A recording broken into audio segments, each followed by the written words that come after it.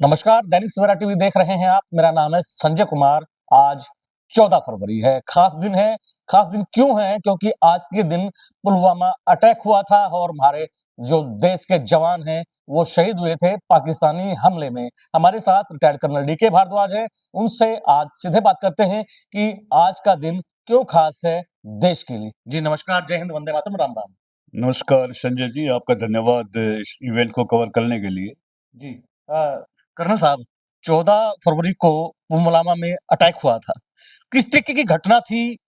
कैसे पाकिस्तान ने इस घटना को अंजाम दिया और उसके बाद की घटना का जो विवरण है, दर्शकों को प्लीज बताइए। हमारे सीआरपीएफ जवान टेररिज्म को टैकल करने के लिए कश्मीर जा रहे थे। सत्यपाल मलिक उस टाइम वहाँ के राज्यपाल थे कश्मीर के। उन्होंने काफ़ी रिक्वेस्ट किया सेंट्रल गवर्नमेंट को कि एयर से जवान भेजे सीआरपीएफ के, रोड के रास्ते भेजने से खतरा है। उनकी रिक्वेस्ट को नामंजूर कर दिया गया किसी कारण से। फिर ये बाई रोड जा रहे थे कॉन्वॉय के तौर पे। पुलवामा आता है श्रीनगर से पहले एक शहर छोटा सा, वहाँ पे घात लगा के एक कार में आरडीएक्स रख के तकरीबन 40 किलो आरडीएक्स, और वहाँ पे उसको ब्लास्ट कर दिया गया सीआरपीएफ के कॉन्वॉय के ऊपर अटैक करके। उसमें हमारे 40 सीआरपीएफ के भाई शहीद हो गए थे और कुछ घायल भी हुए थे। उसके बाद कैसे हुआ, इंक्वायरी हुआ। एक उनका सिविलियन पुलिस जोगेंद्र सिंह जी थे, उसके इंचार्ज, पुलवामा एरिया के इंचार्ज, वो एसपी थे वहाँ के। तो उनके खिलाफ इंक्वायरी भी चला कि भाई 40 kilo RDX 3 check post cross करके 40 किलो आरडीएक्स पुलवामा पहुंच गया। तो ये कैसे पहुंचा? वहाँ पे जेल के पुलिस की चौकियां थी, निगरानी चौकियां, उनको क्रॉस करके। और मारुति कार थी 800 जिसमें वो आया था सामान, कार ही अटैक में तबाह कर दिया उन्होंने। लेकिन जोगिंदर सिंह जी के खिलाफ कार्रवाइयां नहीं हुई कोई भी। इंक्वायरी हुई, इंक्वायरी रिपोर्ट अभी तक उजागर नहीं हुई। तो उसका कारण अभी तक मालूम नहीं है कि 40 किलो आरडीएक्स कैसे पहुंचा वहां पे। निसंदेह ये पाकिस्तानी आतंकवादियों की घटना थी। जी 14 फरवरी के उस हमले के बाद हिंदुस्तान की आर्मी में ने, देश की जो सेना ने उसका जवाब किस तरीके से दिया पाकिस्तान को? 14 फरवरी को हमारे सीआरपीएफ के भाई शहीद हो गए थे। देश में बहुत विनाश था, बहुत क्रोध था कि क्या हो गया हमारे इलाके में, हमारे 40 भाई शहीद कर गए पाकिस्तानी आतंकवादी। तो इसका तो बदला लेना ही पड़ेगा हमें। सेना उतावली थी कि इसका बदला लिया जाए। सेना दबाव डाल रही थी कि हमें इसका बदला लेने की इजाजत दी जाए। और सेंट्रल गवर्नमेंट ने ये वाजिब समझा कि ग्राउंड हमले के बजाय हम एयर स्ट्राइक करते हैं। तो एयर स्ट्राइक का फैसला लिया गया और हिंदुस्तान की सेनाएं, आर्मी हो, नेवी हो, एयरफोर्स हो, ये सर्जिकल स्ट्राइक बोलते हैं इनको। मतलब दुश्मन के इलाके में स्ट्राइक करना और जल्दी वापस अपने इलाके में आ जाना। इसका नाम है सर्जिकल स्ट्राइक। ये करती रहती हैं, शुरू से करती रही है। तो एयर स्ट्राइक का फैसला लिया गया और 12 दिन बाद 14 फरवरी को घटना हुआ था। 26 फरवरी को बालाकोट इलाके में, बालाकोट मुजफ्फराबाद जो जेल के पीओके की राजधानी है, उसके पास एक शहर है, बालाकोट इलाका है। वहां पे आतंकवादियों का, जैश ए मोहम्मद के आतंकवादियों का बंकर थे।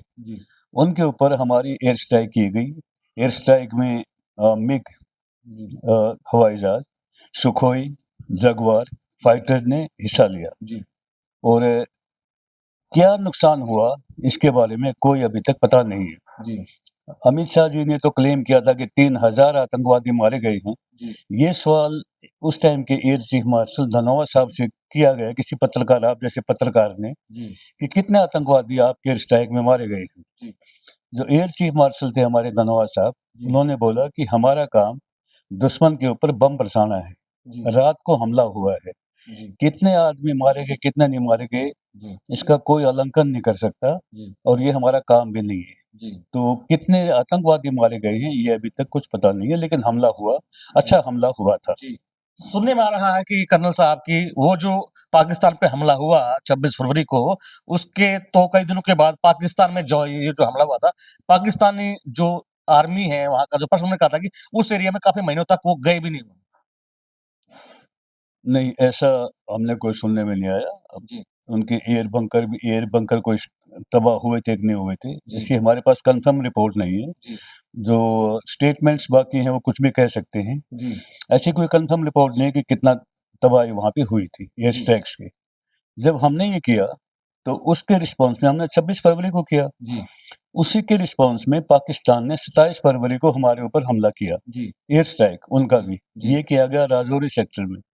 राजौरी सेक्टर भी कश्मीर का ही है, वहाँ पे मेरा बेटा भी पोस्टेड था, उनके सामने तकरीबन हमला हुआ है राजौरी सेक्टर में। जब ये हमला हुआ पाकिस्तान का, काउंटर हमला हुआ हमारे हमले के मुकाबले में, एयर स्ट्राइक ही हुआ, तो अपने भी फाइटर उड़ाए गए कि पाकिस्तानियों को खदेड़ो, अपने आके नुकसान ना कर जाएं। तो अपने थे pilot, fighter pilot, squadron leader अभिनंदन, वो MiG-21 लेके और उनके F-16 के पीछे झपट पड़े।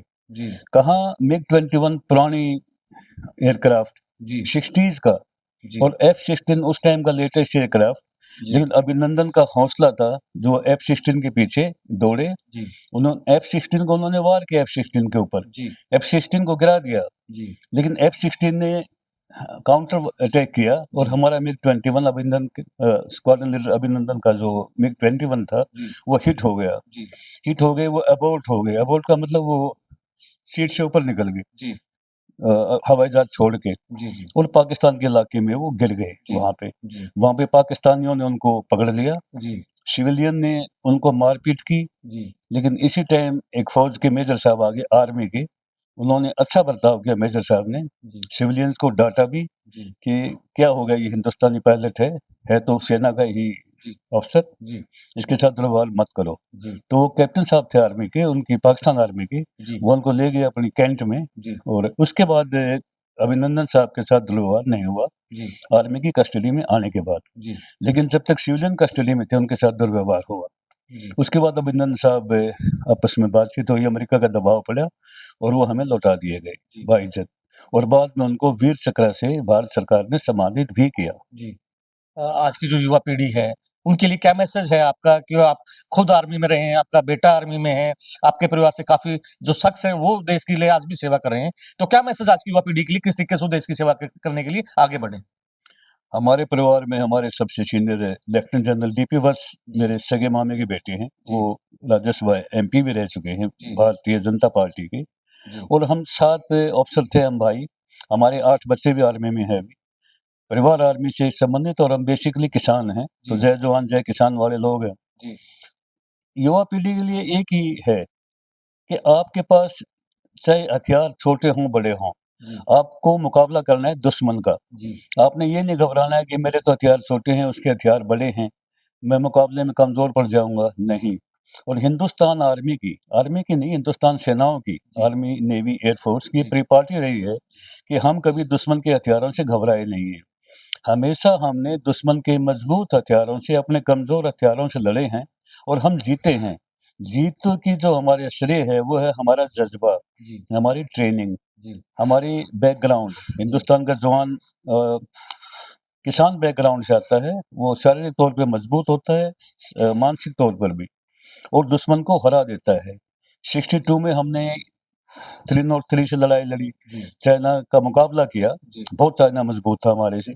65 में हमारे पास टैंक ही नहीं थे, T-54 थे इनके दिए हुए रशिया के, उनके पास तो अमेरिकन टैंक थे, पैटर्न टैंक थे पाकिस्तान के पास, फिर हमने मुकाबला किया।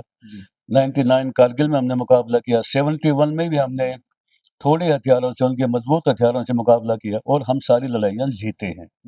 ये युवा पीढ़ी से हम यही कहना चाहते हैं, आप कहीं भी किसी भी फील्ड में हो, चाहे आप सिविल फील्ड में हो, आपने डॉक्टर बनना है, इंजीनियर बनना है, आप किसी भी छोटे मोटे स्कूल से पढ़ के आए हैं बच्चे, आप घबराओ मत, आप निराश मत हो, आप हिम्मत रखो, हौसला रखो, मेहनत करो, आप कामयाब होगे। जी, शुक्रिया, जय हिंद। ये थे हमारे साथ रिटायर्ड कर्नल DK भारद्वाज, जिनके परिवार से तकरीबन 1 दर्जन से ज्यादा जो शख्स हैं, जो सदस्य हैं, वो देश की सेना में हैं और देश के लिए सेवाएं दे रहे हैं। हमारा भी हमारे चैनल के माध्यम से देश की जनता से विनम्र अनुरोध है, अपील है, विनती है कि भी देश के लिए जिए, देश के लिए मरे। जिनसे दैनिक सवेरा टीवी के लिए संजय कुमार की रिपोर्ट। धन्यवाद।